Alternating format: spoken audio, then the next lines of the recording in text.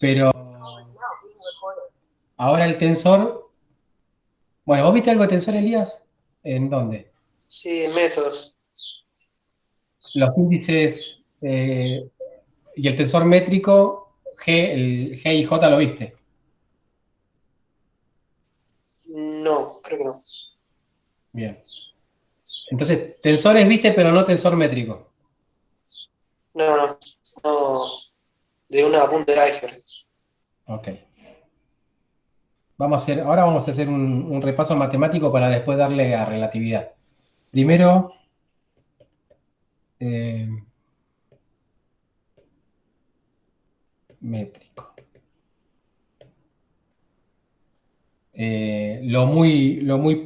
Así algo muy así de apurada. eh, el tema está en cuando uno tiene una base que no es ortogonal.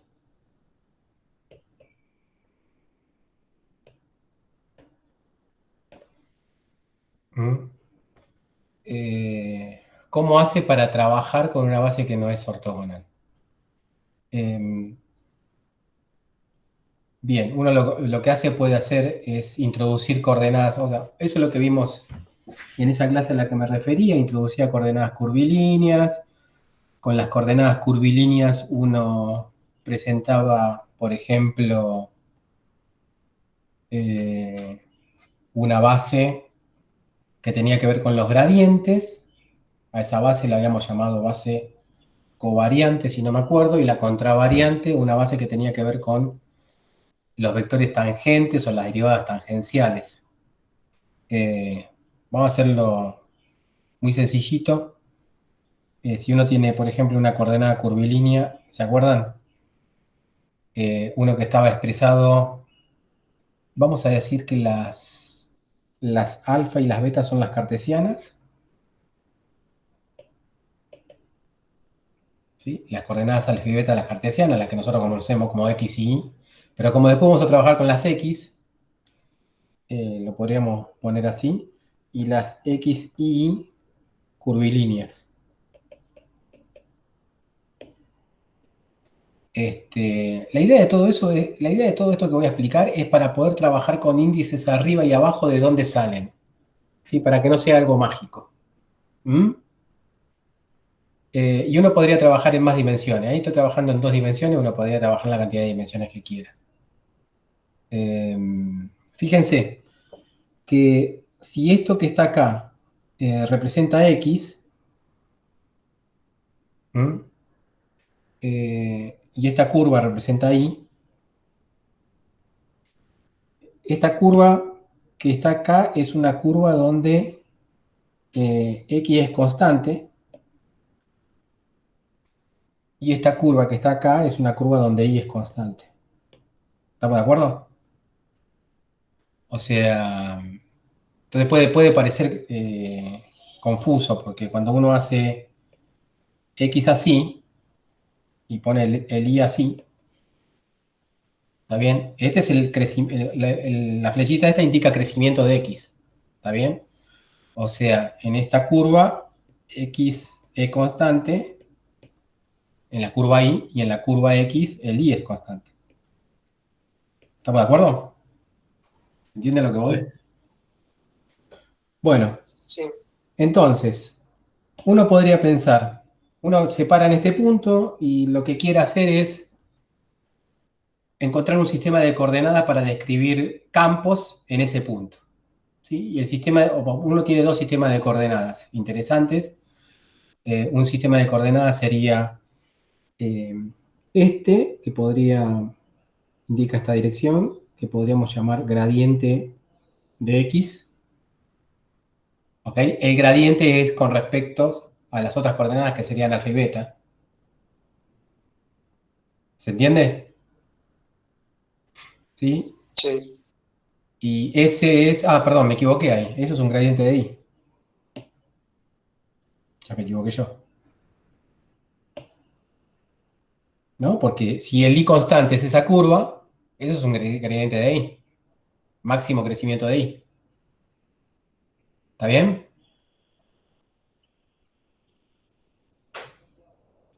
¿Estamos? Sí. Y esto, que está para acá, sería una derivada tangencial, ¿sí? Con respecto a x, ¿sí? Sería algo así. A ver, lo podría poner.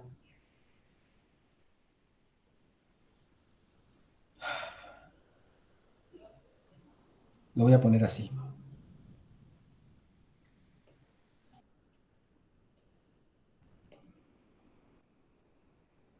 La derivada con respecto a x de alfa beta.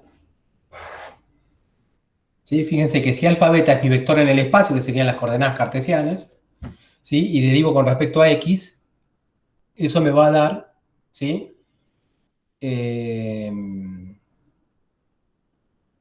Un vector en esa dirección.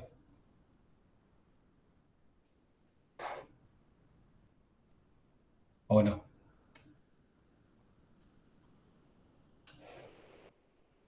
A ver, vamos a explicar lo que uno ve más.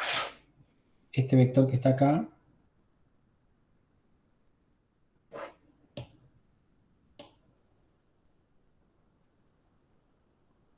esto está claro que es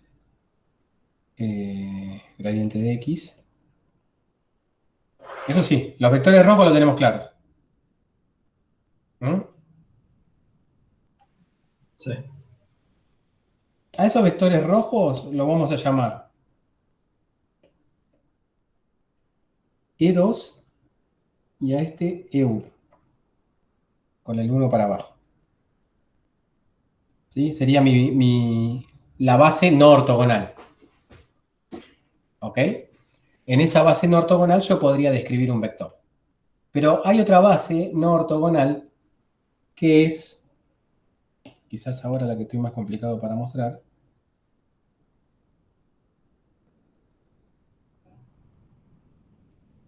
Si yo puedo pensar, fíjense, el x es una función de alfa y beta. ¿Está bien? El y es una función de alfa y beta. Es una transformación de coordenadas. Las alfa y beta son las originales y el x y y son las finales. ¿Ok? Pero a la vez, el alfa es una función de x y esta sería la transformación inversa, ¿no? De coordenadas inversas. Y el beta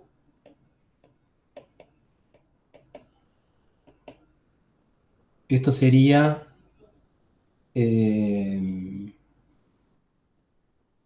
alfa y esto sería beta.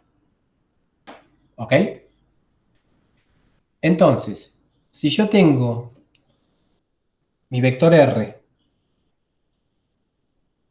vamos a borrar esto porque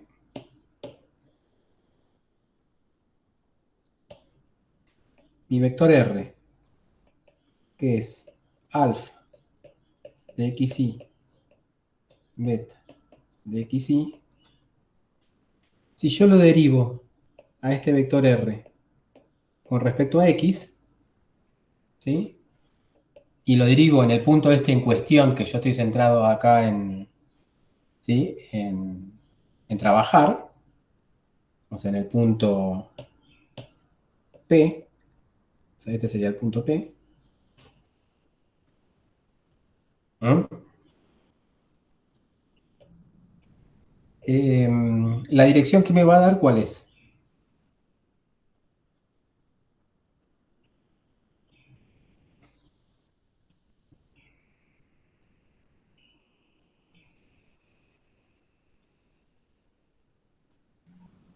La de S derivada.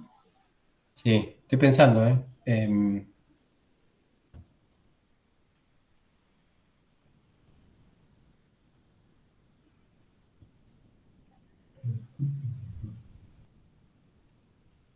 Me voy a copiar.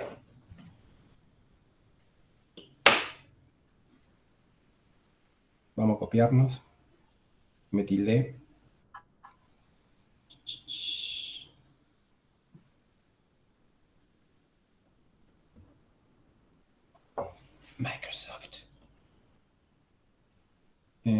lo que le ibas a dar hoy.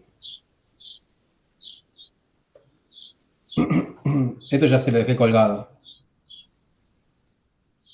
Alfa no depende de X. A ver, quiero ver si lo hice bien acá. Eh,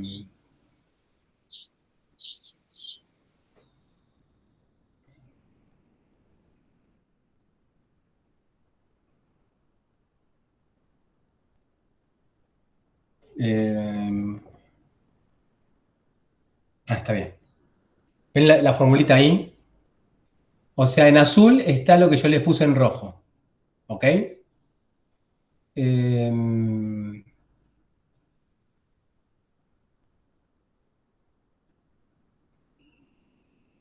Gradiente de X, gradiente de Y. ¿Ven azul? El E1 y el E2. ¿Ok? Sí. No, está bien, creía que estaba algo mal. No, no está. Bueno, y lo otro tiene que ver con las derivadas, o sea, estas serían gradientes. Las otras, que yo voy a dibujar ahora, son derivadas direccionales. Fíjense, esta sería una derivada direccional. Sería una derivada eh, variando X y dejando Y constante. ¿Ok? O sea, la dirección necesariamente va a ser esta.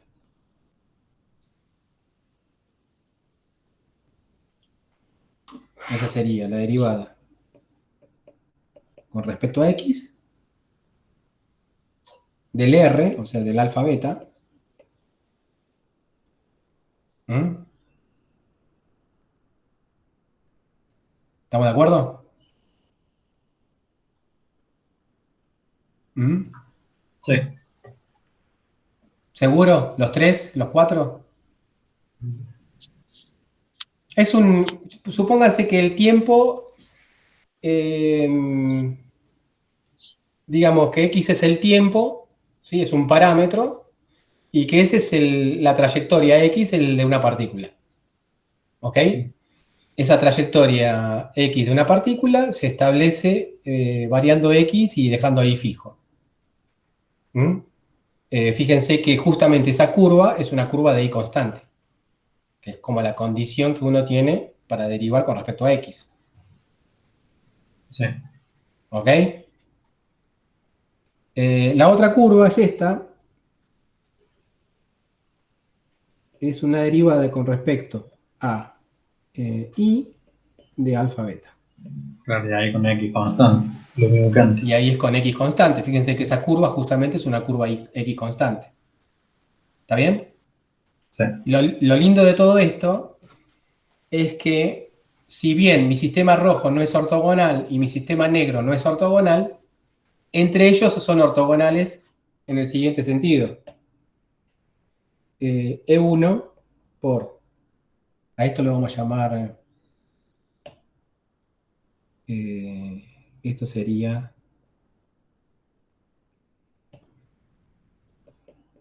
E2. Acá vamos a sacar esto. ¿Por qué no me elige bien? ¿Por qué no me quiere este programa? Ah, sí, me quiere. No, no me quiere.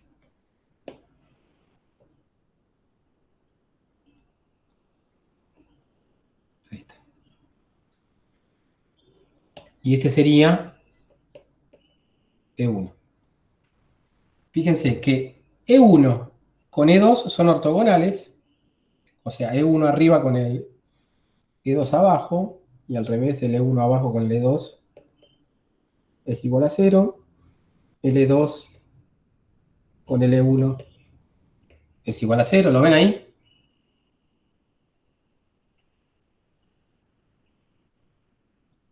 Dani, L Supra 2 sería, güey, L Supra 300, ¿no?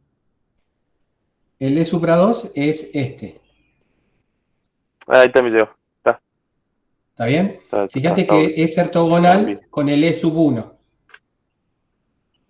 ¿está bien? Y el E Sí. sub 2 es ortogonal con el E supra 1. ¿Sí? Y lo más interesante de todo, esto lo voy a borrar, ahora lo vamos a hacer bien. Lo más interesante de todo es que el L1 con L1 da 1 y L2 con L2 da 1. Esa es una cosa que se puede demostrar. En general. O sea, uno puede a esto trabajarlo en la dimensión que quiera, ¿sí?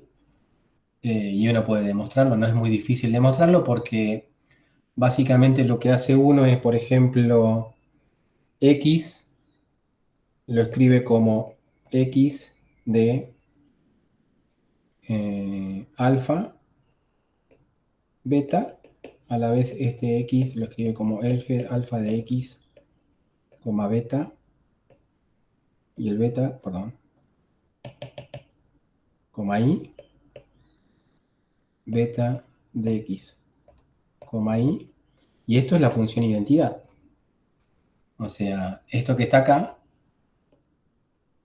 es una función básicamente de X, y, que es la identidad. ¿Ok? Entonces, si uno deriva f con respecto a x, ¿qué va a dar? 1. Claro. Y si deriva f con respecto a y, da 0. ¿Mm? Entonces, fíjense qué es derivar f con respecto a x. Derivar f con respecto a x es tomar el gradiente de x, ¿sí? Y derivar con respecto, este x es como función, no es como la variable, ¿no? Hacer el gradiente de x y después dentro del x, ¿sí? Derivar con respecto a x. ¿Sí? Cuando vos derivas con respecto a x, te va a salir te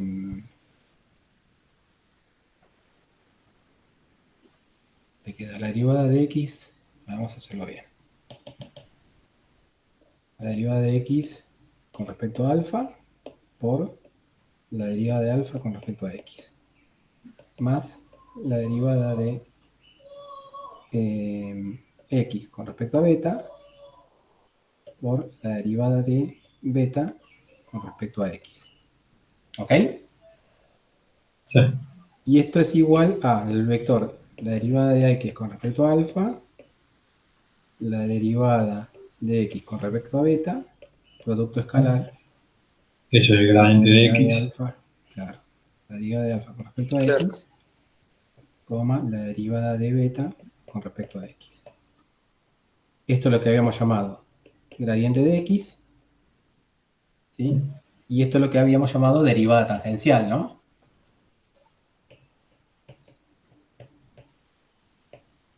Y esto da 1. ¿Está bien? Es el 1S que aparece acá. ¿Está bien? Y las otras relaciones, los otros dos ceros y el 1, se pueden obtener de la misma manera jugando con eso. ¿Está bien? Lo bueno es que esto es completamente generalizable a cualquier dimensión. ¿Está? Nosotros lo mostramos para 2 dimensiones, por lo menos para creérnosla. Así que cuando uno, Sí, sí. lo que hace es pasar a un sistema de coordenadas curvilíneos, acá no estamos diciendo que el espacio en el que estamos trabajando sea euclidio o no euclidio. Nosotros tendremos un espacio y estamos pasando de un sistema de coordenadas, si quieren cartesianos, el alfabeta, o uno curvilíneo. ¿Sí? Cuando tenemos eso, nosotros podemos usar para describir a cualquier vector, ¿sí? Esos versores o vectores de base que aparecen ahí. Por ejemplo, cualquier vector R, si usa uno el sistema de coordenadas curvilíneos, por ejemplo, ahí en el manuscrito que le dejé está el caso de esféricas, uno lo puede, o sea, puede usar la base con el subíndice, E sub 1 más E sub 2, Y cuando hace eso, las coordenadas lo usa con supraíndice, R1 y R2, ¿ok? Y lo que vamos a mostrar es que también podemos usar subíndices en las coordenadas si es que usamos supraíndices en la base.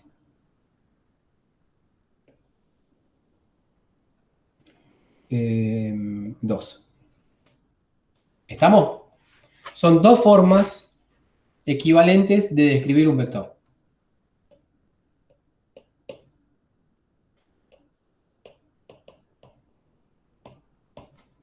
Son como conmutables como se conmuta el superíndice y el índice, algo así. Bueno, Claro, ¿está bien? Nosotros ahora cuando hagamos relatividad no vamos a olvidar de la base, vamos a trabajar siempre con estos. Pero no, o sea, lo que tengo que es mostrar más o menos de dónde viene. ¿Está bien? Nosotros vamos a trabajar con esto que está en amarillo. Bien. Bueno, ¿dónde está el tensor métrico acá? El tensor métrico se define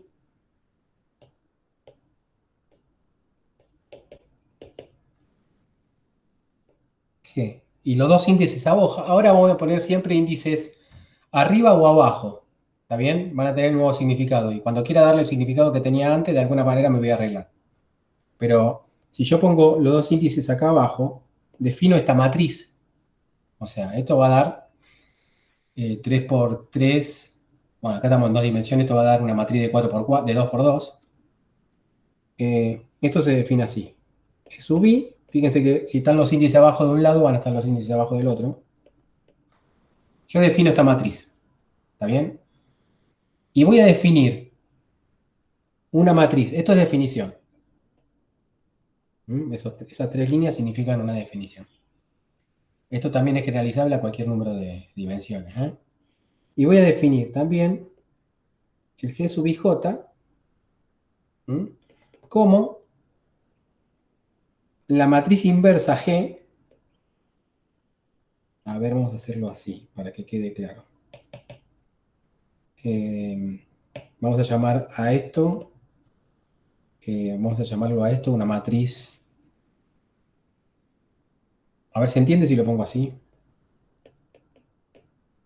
C sub IJ. Matriz a la menos 1, ¿sí? No, vamos a hacerlo más fácil. la inversa sería, Sí, sería la inversa de la anterior. Claro. está,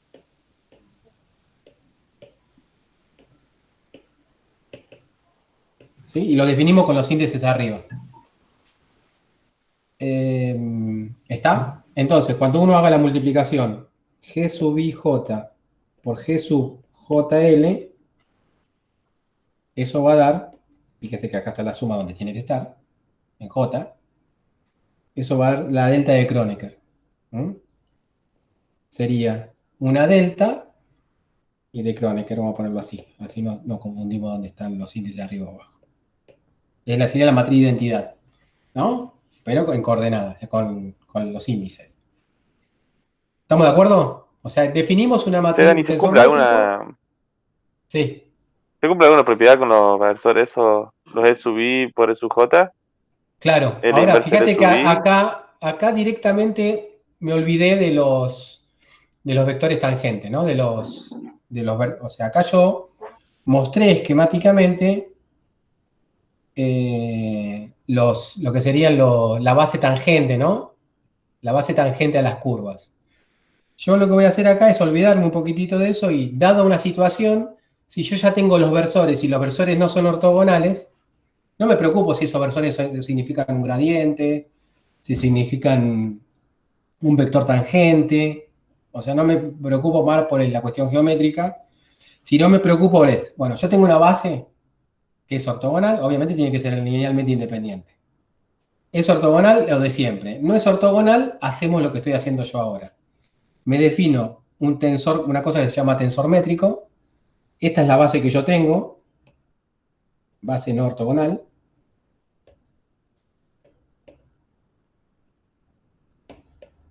¿sí? Y me creo una cosa que se llama tensor métrico y me creo la inversa de ese tensor métrico que es con los índices arriba. El primero es con los índices abajo, el segundo es con los índices arriba. ¿Está bien? Entonces está claro que si yo multiplico la 2, me va a dar la identidad como mostré acá. ¿Ok? Entonces, si yo un vector R, dijimos que yo lo puedo expresar en la base que yo tengo, que no es ortogonal, de esta manera, sería E sub I más... no. Ah, sí, acá lo puse usando, ¿sí?, el convenio de la suma. Si yo lo pongo de esta manera, entonces, si yo multiplico por... A ver, déjenme pensar un poquitito.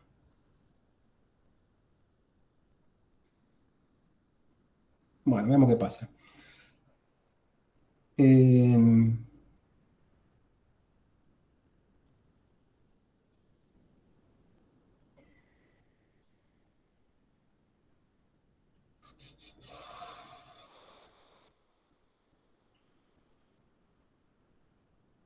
Bueno, voy a ver si sale, ¿eh? Lo multiplico por... O puedo hacer así, a ver. Lo voy a hacer más extraño todavía, pero bueno. Esto es R y una identidad, ¿sí? Acá yo puedo poner delta de I, L y E sub L. ¿Estamos de acuerdo? Así uso lo mismo de ahí arriba. Es una delta. ¿Estamos de acuerdo ahí? Sí, Sí. Estamos todos de acuerdo, es una delta. Agregué un índice más, pero se le puse una delta y entonces colapsa y me sí, queda lo sí, de sí. arriba. Y si yo reemplazo lo de arriba, tengo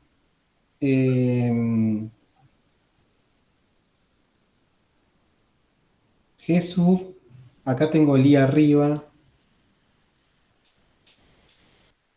vamos a ponerlo así, porque si no voy a confundirme. Em,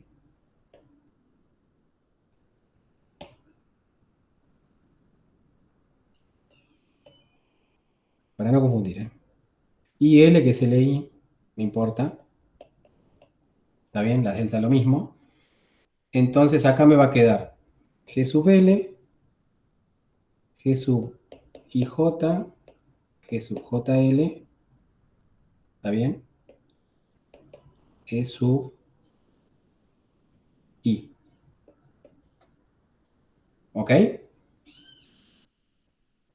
Entonces, yo esto que está acá, lo hice al final mucho más, en el manuscrito está más fácil, ¿eh? Pero yo uno estas dos cosas, y uno estas dos cosas, y ahí me defino lo que es una subida y bajada de índices.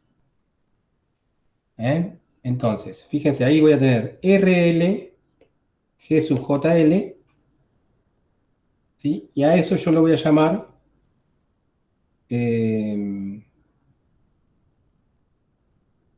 si quieren puedo poner el RL a la derecha para que quede más lindo.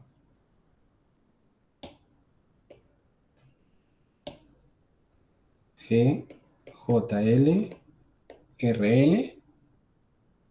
A eso lo voy a definir como RJ bajo.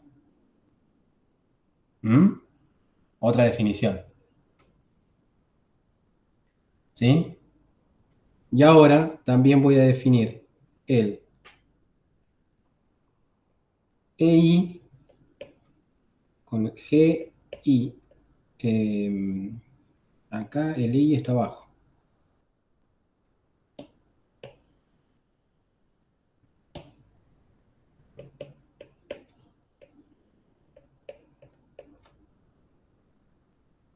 Fíjense, ahora no estoy diciendo que existía esto, ahora lo estoy definiendo.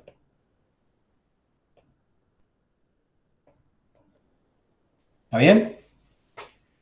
O sea, con esto estoy diciendo es, bueno, yo voy a usar el tensor métrico para subir y bajar índices. Acá teníamos, ¿sí?, a un coeficiente con el índice arriba, ¿sí? Y ahora lo estoy bajando, el RL con el índice de arriba, con el de arriba, lo estoy bajando con el tensor métrico. Fíjense que la contracción que se hace en el índice L, en el tensor métrico, se hace con un índice L abajo y otro índice arriba. ¿No? ¿Ah? El L está arriba y abajo. Y acá el I lo mismo. El I está arriba y abajo. ¿Está bien? Y me sobrevive este que está abajo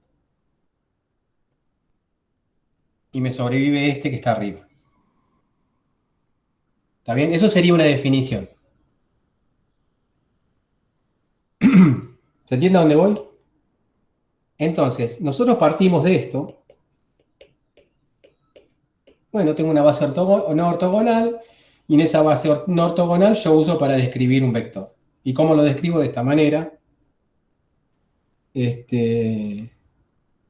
¿Sí? Me creo un tensor métrico y con ese tensor métrico yo lo que puedo decir es que todo este lío que hice acá fue para escribir esto de esta manera. Me queda...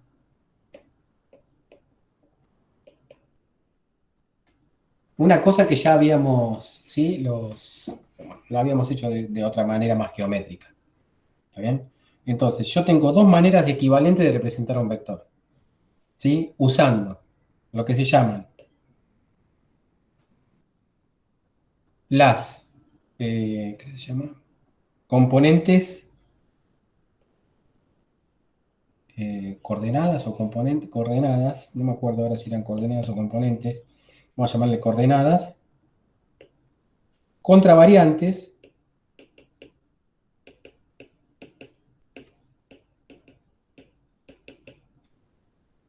¿no? O puedo describirlo usando las coordenadas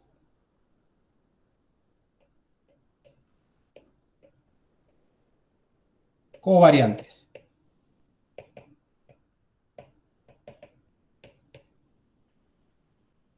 ¿Estamos?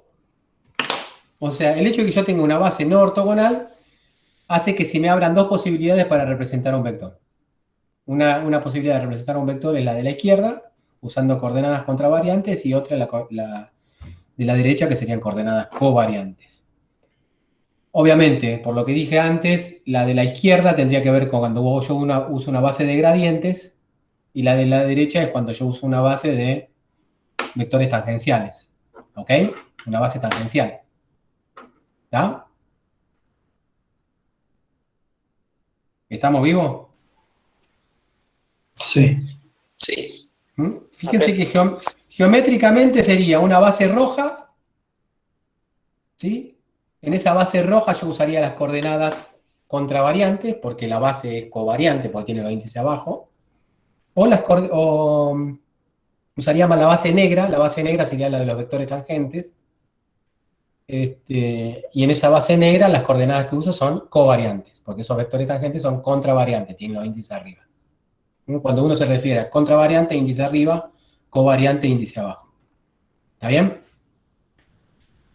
Entonces, uno va a decir, uy, qué lío. Bueno, la idea es que, por ejemplo, uno pueda expresar, fíjense, cuando uno vaya a una ley física, uno va a pasar a tener tensores, vectores, estos serían vectores, ¿no? Al tener vectores uno tiene dos posibilidades. Tener un vector, o sea, describirlo de manera contravariante o de manera covariante.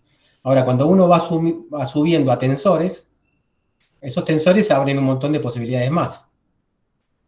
Por ejemplo, ya vimos un tensor que es el tensor métrico.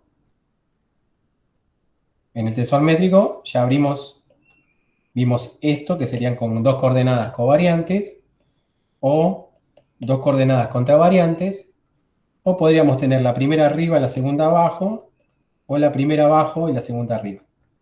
¿Está bien? ¿Y cómo se pasa de uno a otro? Usando el mismo tensor métrico. En general, si uno tiene un tensor con tres coordenadas, ¿está bien? Uno puede bajar las coordenadas usando un tensor métrico. Por ejemplo, si yo uso G, KL, ¿está bien? Con el tensor métrico, ¿se acuerdan que usamos para bajar y subir en un vector? En un tensor en general se usa también para subir y bajar. Entonces me quedaría T, J, K abajo. Perdón, L. ¿Ok? Bien. ¿Se entiende? Bueno, no me dicen nada. Vamos. A ver, déjenme explicar un poquitito más.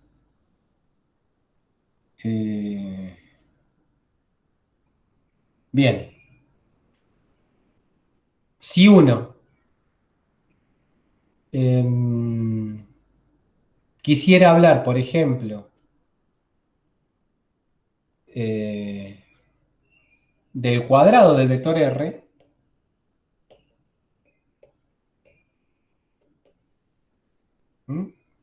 que es la distancia, si estamos en un espacio euclídeo, uno tendría esto.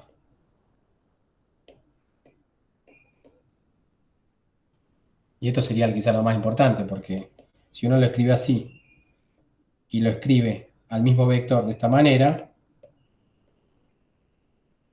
acá tengo que cambiar el índice, ¿sí? Uno nos quedaría algo así, RI, RJ, G sub, ¿sí? El producto escalar de E sub I por E sub J, que dijimos era el tensor métrico.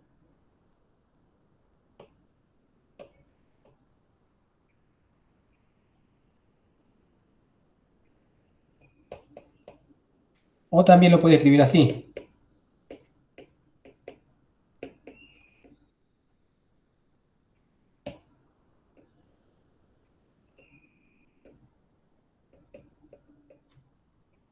¿Está bien? Esto sería RI, RJ por E sub I, E supra J. Y esto, no sé si ya lo puse o lo mostré, esto es el delta, la delta de Kronecker. Entonces quedaría RI, RI. ¿Mm? O sea que el módulo al cuadrado de un vector, ¿sí? Se hace con una sumatoria implícita, pero poniendo un índice arriba y otro índice abajo. Y fíjense que ahí ya nos independizamos, lo más importante.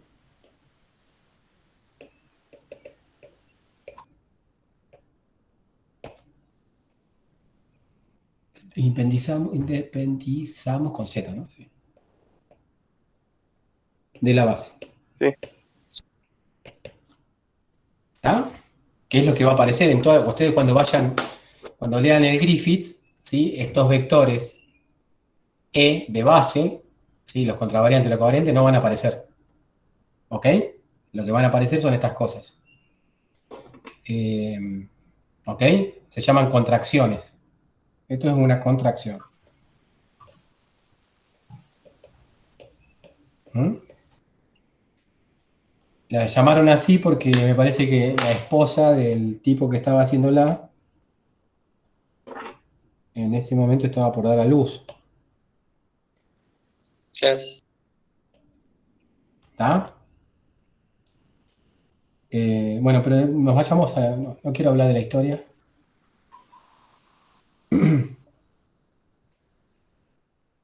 Bien. Bueno, esto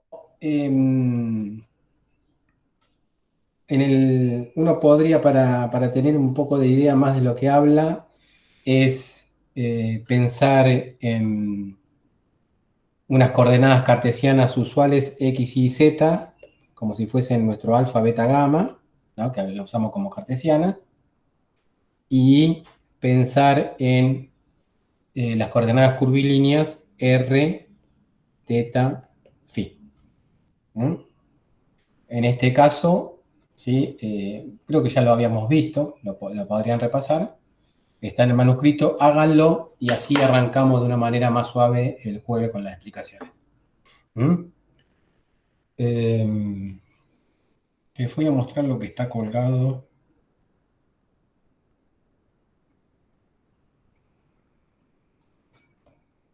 Lo que está colgado en la carpeta.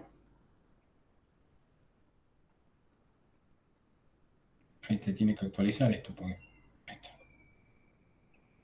Libro marcado todavía no marqué mucho, pero vayan leyendo todo lo de la primera parte. Bueno, Y acá